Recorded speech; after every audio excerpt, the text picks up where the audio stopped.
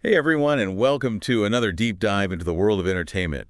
We've got a whole stack of articles here, and ooh, this is going to be a wild one. We've got everything from Arctic comedies to AI, and honestly, things are getting kind of crazy out there. Yeah, and it seems like every story we look at is just another example of how this industry is always changing. Yeah. I mean, we've got power shifts and new tech, and everyone's fighting to get your attention. Okay, so let's jump into it. Right. And first up, streaming.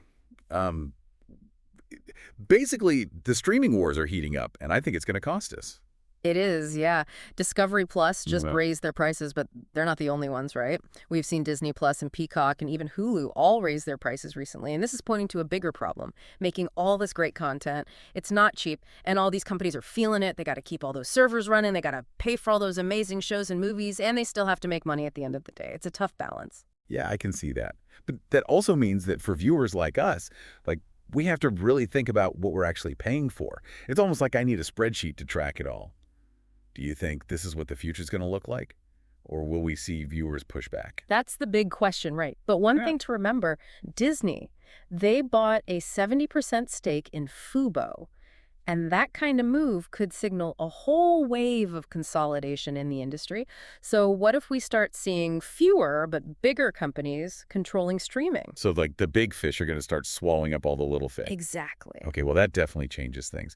Let's shift gears to something a little more fun. The BAFTAs.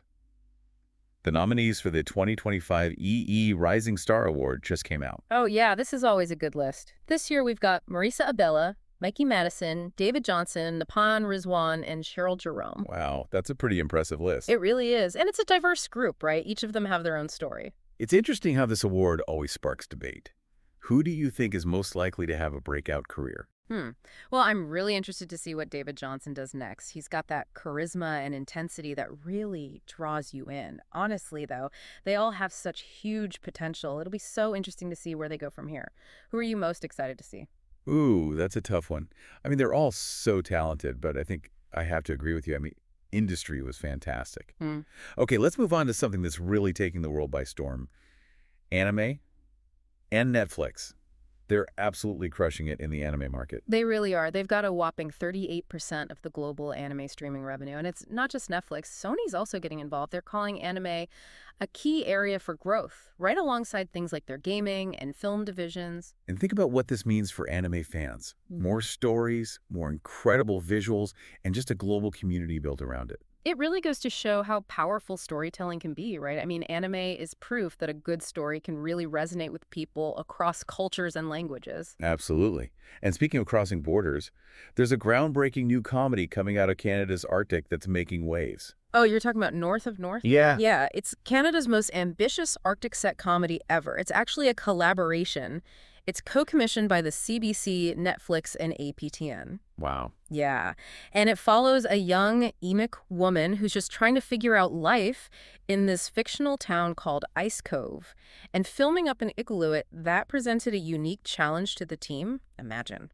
Transporting sets by air and working in those freezing conditions. I read that Netflix actually played a huge role in helping them overcome those hurdles, which really shows how these streaming giants can actually help tell unique stories that might not have been told otherwise. Exactly. And with Netflix's global reach, this story will be seen by millions of people. They'll be exposed to a whole different culture and way of life. That's fantastic. Mhm. And speaking of game changers, we can't ignore AI, right? It's changing the entertainment landscape in some big ways. It really is. I mean, think about it. On the one hand, you've got companies like QuickPlay.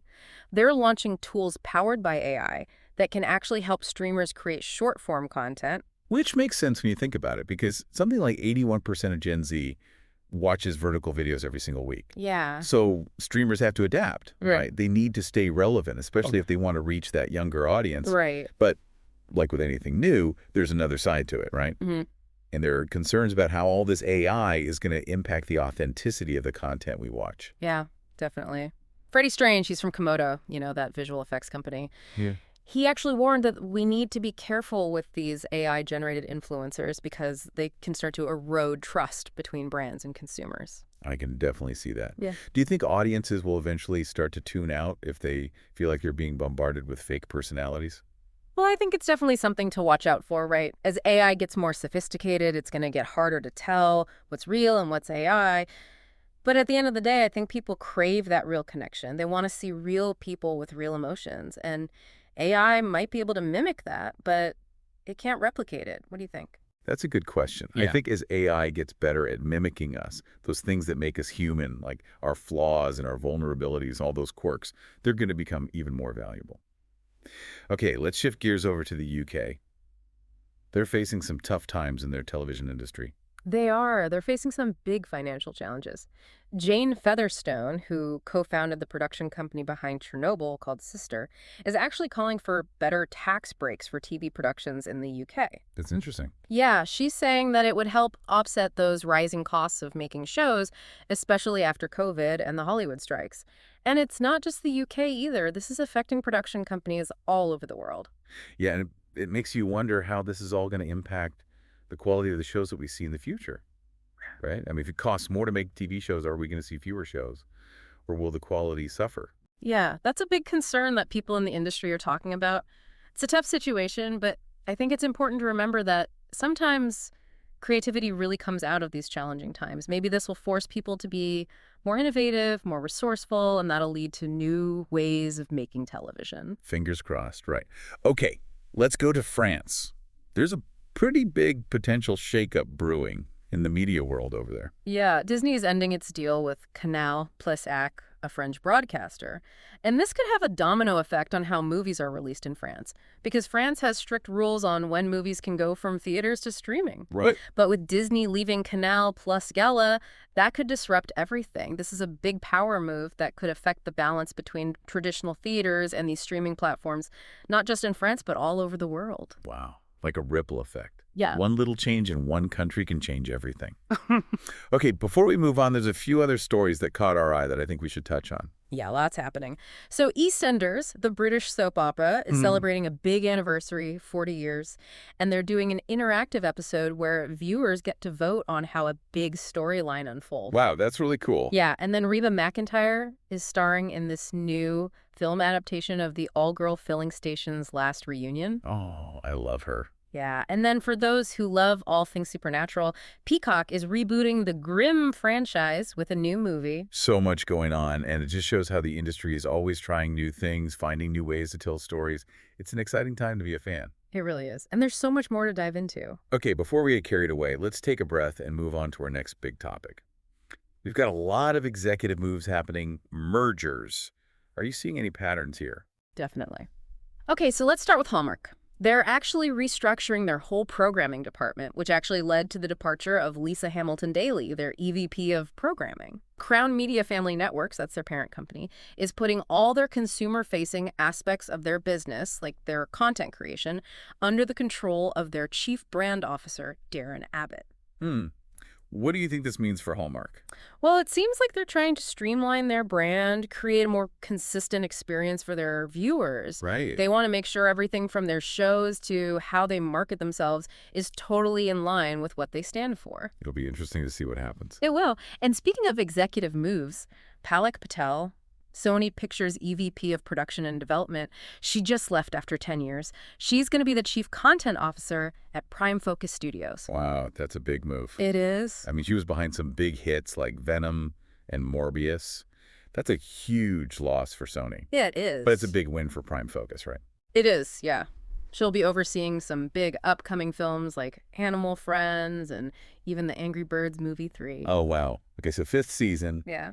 The production company, I mean, they've had huge shows like 9 Perfect Strangers and Killing Eve. Yeah. They just promoted Jennifer Ebel, their current EVP of EMEA Sales and Acquisitions, to their new EVP of Television Distribution. That's right, yeah.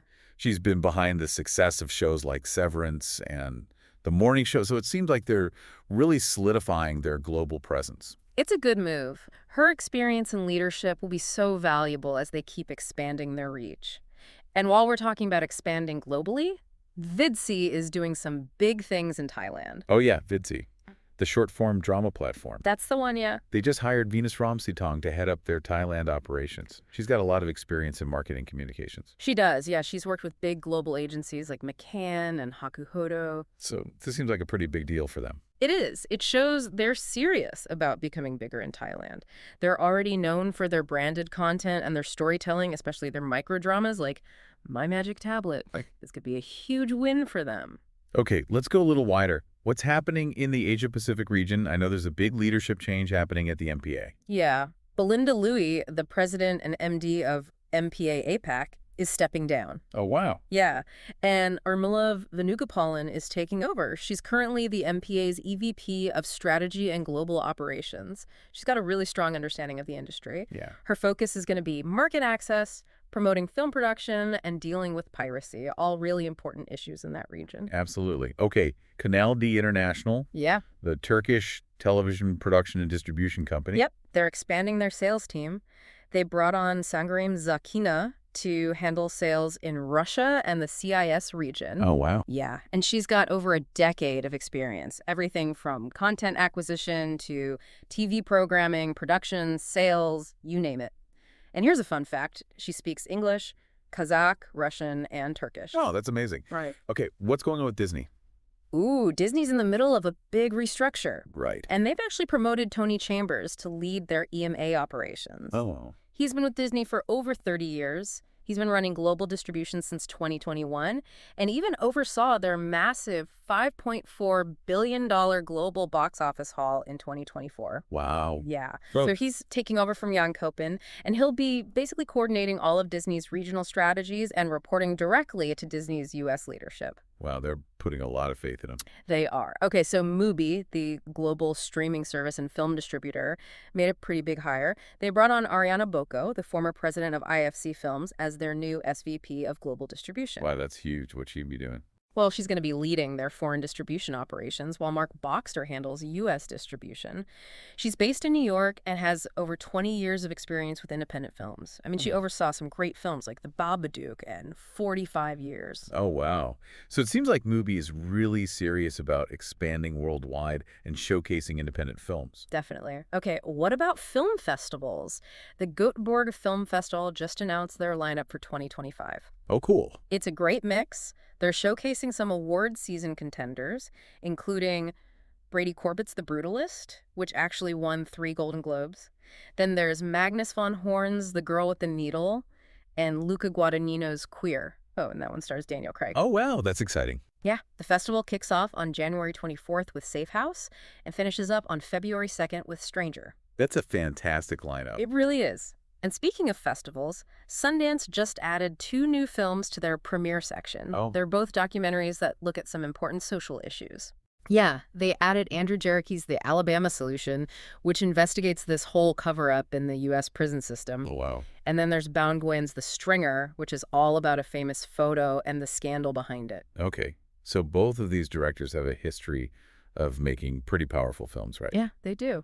And it's great to see Sundance supporting filmmakers who tackle these tough topics. Okay, so what about TV? Any big news there? Well, Sony just made a huge announcement about The Last of Us. Oh, okay. They confirmed season 2 will premiere on HBO in April. Wow. And they even released a teaser with Pedro Pascal, Bella Ramsey, and Caitlin Dever, who's playing Abby.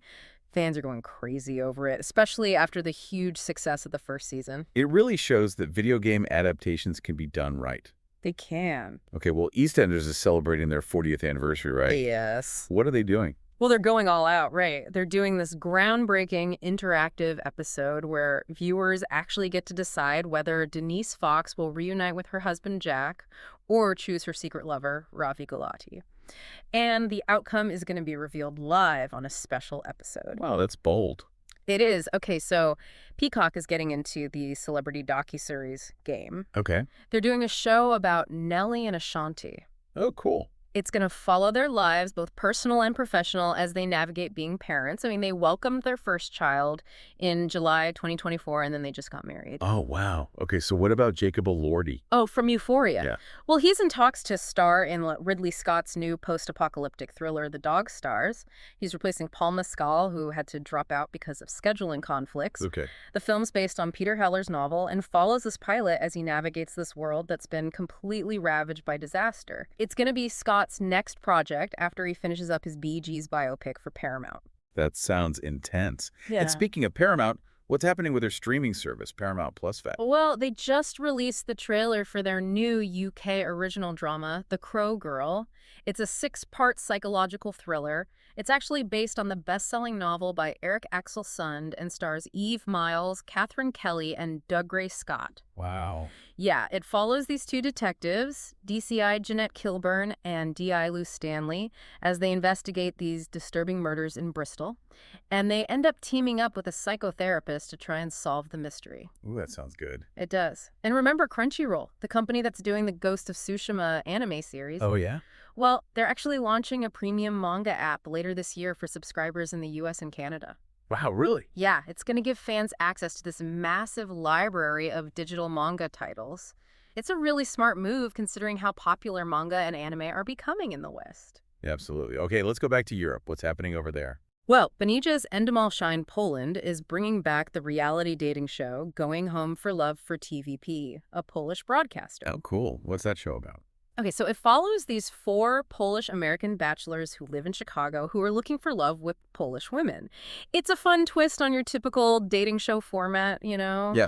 It shows some of the Polish-American traditions and those challenges of finding love across cultures. That's really cute. It does. And then RTL in the Netherlands and TV2 in Denmark are both doing their own versions of the Norwegian reality show The Box. Okay. So it features 12 celebrities who have to complete all these random challenges, but they're stuck in this mysterious box the whole time. Oh, wow. Yeah, at the end of each episode, there's this duel, and the winner is whoever conquers the most tasks. The show's been sold to 5 other countries, and over 20 more are interested. Wow, it's going global. It is. And then there's a really heartwarming film adaptation in the works. Wonder Project, which is a faith-based indie studio, is turning Fanny Flagg's best-selling novel, The All-Girl Filling Station's Last Reunion, into a film. And get this, Reba McEntire is going to star and produce. Oh, I love this book. Yeah, and Callie Curry, who won an Oscar for her Thelma and Louise screenplay, is directing. That's amazing. It's a really sweet story about this woman who uncovers her heritage and the incredible story of Fritzi Gerda Berlinski and her sisters who were pioneers during World War II. I can't wait to see it. Okay, let's talk distribution deals. Gravitas Ventures just bought the North American rights to Lily's Not For Me, which is this romantic drama set in the 1920s. What's that one about? It's about a gay novelist and this psychiatric nurse who develop this bond through doctor-prescribed dates, and this leads to this heartbreaking revelation about a past love story. Oh, wow. That sounds really beautiful. It does. And speaking of big deals, Paramount Global just renewed its distribution agreements with Comcast. Oh, wow. That's a huge deal. It is. It means Comcast will keep carrying channels like CBS, BT, Comedy Central, MTV, Nickelodeon, Paramount Network, and streaming services like Paramount Plus, Pluto TV, and BT Plus. Wow. Yeah. And Comcast even has that option to offer Paramount Plus with Showtime to its Xfinity customers. So a big win for Paramount. A big win. It just shows how important these partnerships are, especially in the ever-changing media world. Okay. So there's a new animation studio in Hollywood, right? Yeah, there's this new LA-based company called Bizarre Studios, and they're focused on adult animation. And they've already got some big names on their advisory board, including George R.R. Martin, Jimmy Iovine, and Conrad Vernon. And they're all stakeholders in the company, too. Wow, that's impressive. It is. So they're planning to develop, market, and distribute original movies and TV series, and they're all about pushing the boundaries of animation and storytelling. With those names attached, I'm sure they'll make some amazing content. Okay, get ready for this one. There's a huge merger happening in the stock photo world. Oh, yeah. Getty Images and Shutterstock are joining forces to become Getty Images Holdings, Inc., a company valued at $3.7 billion. Wow. Why the merger? What's the reason behind it? Well, they're basically combining their libraries, which will make this massive catalog of images. They're also looking to create more opportunities for their contributors, and they want to invest heavily in generative AI technology. Makes sense. The visual content market is definitely changing, especially with platforms like Canva. This merger seems like a way to stay ahead of the game. Totally. It's all about adapting. Okay, so over in Denmark, Pineapple Entertainment has decided to go their own way. What do you mean? They split from Benejay's Nordic operation. They're independent now. Oh, wow. Why did they do that? Well, it seems like they had different ideas for the future. Pineapple Entertainment wants to be more creative and work on their own without being tied to a big corporation. That's a bold move, but I admire them for it. It is. Okay, let's talk about another merger, this time in film distribution. Voltage Pictures, which is an Oscar-winning company. They just bought a controlling interest in The Exchange, an international sales and finance company. Interesting. What's the thought behind that move? They're planning to combine their projects, which will make them more global and give them more resources to support filmmakers. So a win-win for everyone. Exactly. Okay, what about Blue Ant Media? Oh, the Canadian company. Yeah, they just launched their declassified FAST channel on Vizio Watch Free Plus in the US. FAST stands for Free Ad-Supported Streaming Television. Okay. Yeah, so basically it's free, and they make money through advertising. Right. They're focusing on factual programming with shows about history, engineering, and even espionage. They've got shows like Top Secret UFO Projects, Declassified, Super Tunnel, and Spycraft. So it seems like they're tapping into this growing trend of free content, right? Exactly, yeah. Okay, let's talk about Studio Canal. They've just revealed a bunch of new projects, including Cedric Klapisch's new film Colors of Time. What's it about? Well, it's a family drama set in Normandy in 19th century Paris, and it stars Suzanne Linden and Vincent McCain. Okay. And then there's Vincent Cardona's crime thriller No One Will Know, which is about, get this, a lottery win. Okay. Yeah. And then there's Roxane Hellberg's Caribbean set thriller Coca Chica, which stars Michael Chiklis and Michaela J. Rodriguez. Wow, that's a diverse lineup. It is. And lastly, for all the reality TV fans out there, Paramount Plus UK is bringing back Dating Naked UK for a second season. Ooh, that's a popular one. It is. It's definitely pushing the boundaries. The new season will air later this year, and it'll be broadcast on MTV's global network, reaching over 150 countries. Wow, that's huge. It is. It just shows that there's this global desire for these unconventional dating shows. Definitely. Wow, we've covered so much, but there's still more to explore. I know. We've barely scratched the surface. We talked about streaming wars, the rise of AI, the globalization of content, so much. And it's clear that things are constantly changing. It's so interesting to watch it all unfold. But even with all these changes, there's one thing that stays the same: the power of storytelling, that ability to connect us, move us, and entertain us. Absolutely, yeah. And as we move into the future, it'll be interesting to see how all this new tech and all these changing habits will affect the stories we tell and how we experience them. It's amazing, right, how this industry just never stops moving. Yeah, and I feel like we've just scratched the surface of some of these bigger trends. Like AI, I mean, it's already changing the game. Oh yeah, AI is a big one. And it's everywhere. It's used for creating content, delivering it, even marketing it, and then just figuring out how to best engage with audiences. It's wild when you think about it. But with all these advancements, people are talking more and more about the ethics of AI, right? Yeah, that's a conversation we need to have. Yeah. As AI becomes more and more sophisticated, we need to be careful, make sure it's being used in a way that's responsible and ethical. We can't forget that human element. That's what makes entertainment so special. Definitely. And I think that ties into another big trend we're seeing: diversity and representation in entertainment. Absolutely. Audiences are demanding to see more diverse stories, more characters that they can relate to, more voices that haven't always been heard. And it's not just about, hitting those demographic checkboxes. Right. It's about different perspectives, lived experiences, different identities.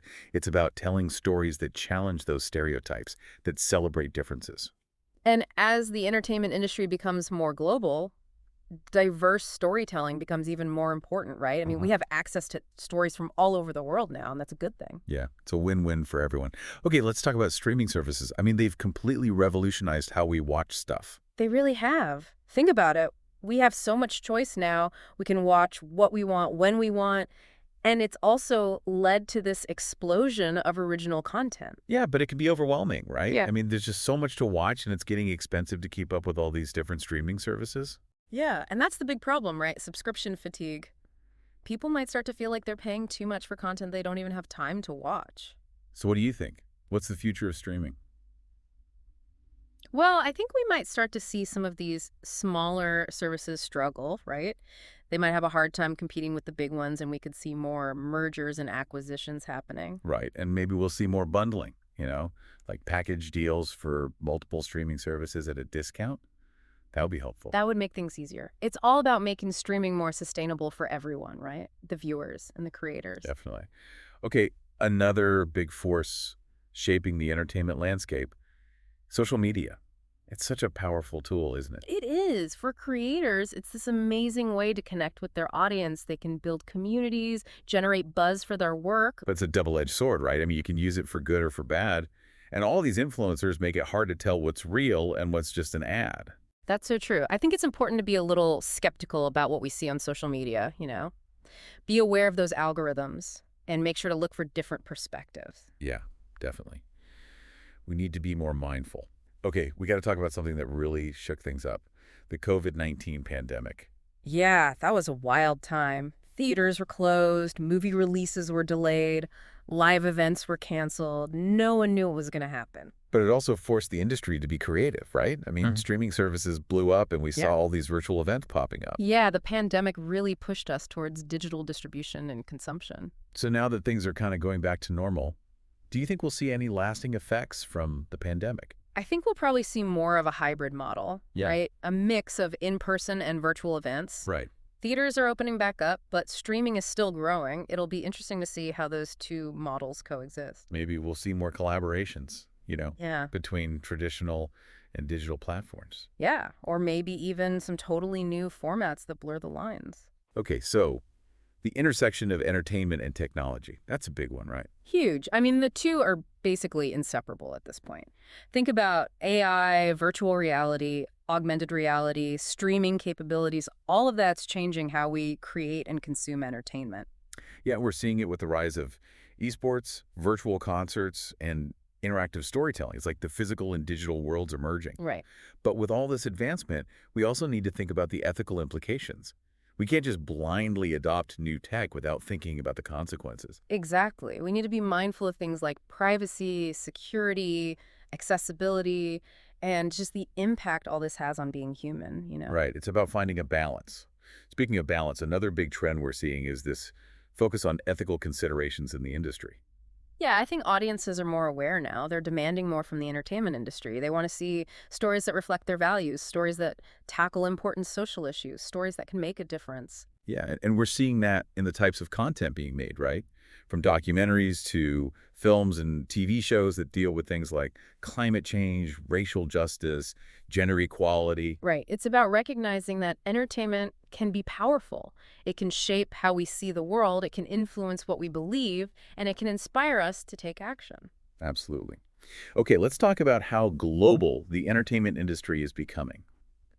It's pretty amazing to see how content is crossing borders and cultures. It really is. And it's enriching the landscape, right? We're getting exposed to all these different stories and perspectives from all over the world. I mean, think about how popular Korean dramas are, Bollywood films, Japanese anime. They're loved all over the world. It's proof that a good story can connect with anyone, no matter where they're from. Yeah. But with this globalization, we also have to think about preserving those unique cultures, right? We don't want to lose those individual voices. That's right. It's about finding that balance between celebrating what makes us different and embracing what unites us. Okay, so let's talk about the future. What trends do you see coming up in the entertainment industry? I think personalization is going to be huge. People want to have more control over their entertainment, and technology is making that possible, right? Yeah. They can curate their own libraries, make playlists, even interact with stories in real time. Yeah, and AI is playing a big role in that. We're going to see these super sophisticated algorithms that know exactly what we like. It's pretty cool, Yeah. but also, like, what about those filter bubbles and echo chambers? Yeah, that's a good point. As our entertainment gets more personalized, it's important to make sure we're not just seeing what we already agree with, right? Yeah. We need to stay open to new ideas. Okay, what else? What about immersive entertainment? I feel like that's going to be big. Oh, yeah. Immersive entertainment is definitely gaining traction. Think about virtual reality, gaming, augmented reality, those installations that engage all your senses. Yeah, it's all about blurring those lines between the physical and digital worlds and creating experiences that really transport you. Right. But as with any new technology, we need to think about the risks, addiction, privacy, the potential for isolation. Right. We got to use technology responsibly. All right. Okay, what about sustainability? That's becoming a bigger and bigger focus. Yeah, I think everyone's thinking about their impact on the environment, including the entertainment industry. And companies are starting to change how they do things. They're using renewable energy, adopting digital platforms to reduce waste, even making content that raises awareness about these issues. It's about recognizing that we all have a responsibility to protect the planet. Okay, so AI It's clearly going to be a big part of the future, right? Absolutely. It's already changing how content is made, distributed, and consumed. And those AI-powered tools are just going to get more and more advanced. It's kind of mind-blowing to think about all the possibilities. Imagine. Mm. Personalized content, incredible special effects, AI even writing scripts. I know, it's crazy, but we need to be careful, right? We have to think about the ethics of it all. We don't want to lose that human touch. Definitely.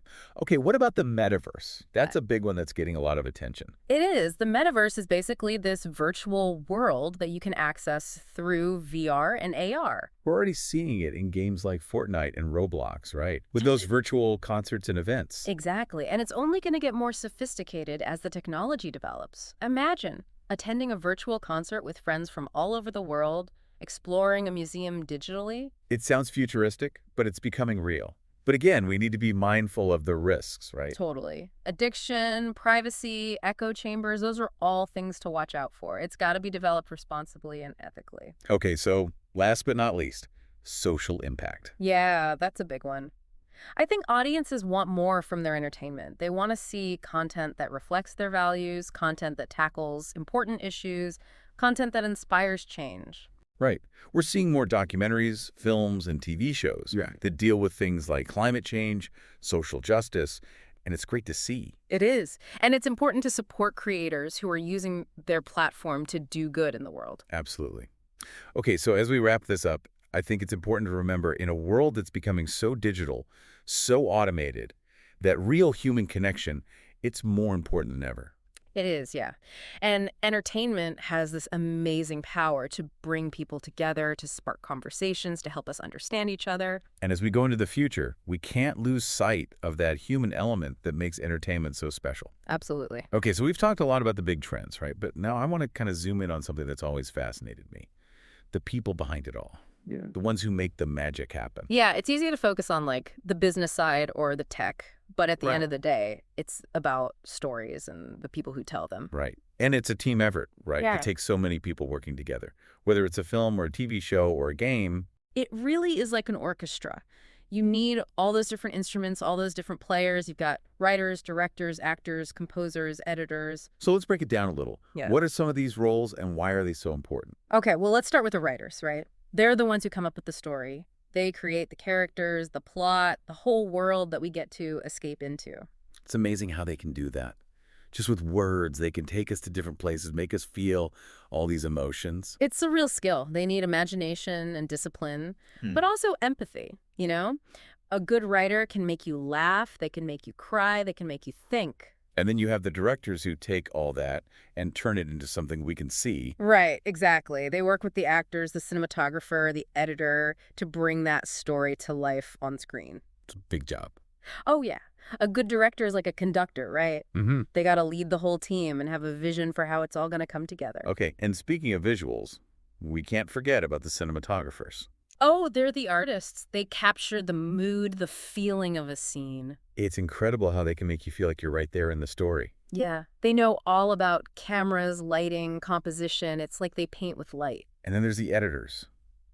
Ones who work behind the scenes but are so important. Yeah. They take all that footage and shape it into the final product. It's like putting together a puzzle, right? Exactly. They got to have a good eye for detail, understand how to pace the story, make it all flow together. And we can't forget the composers. Oh, the music is so important. It sets the mood, brings out the emotion. You can really transport you. Right.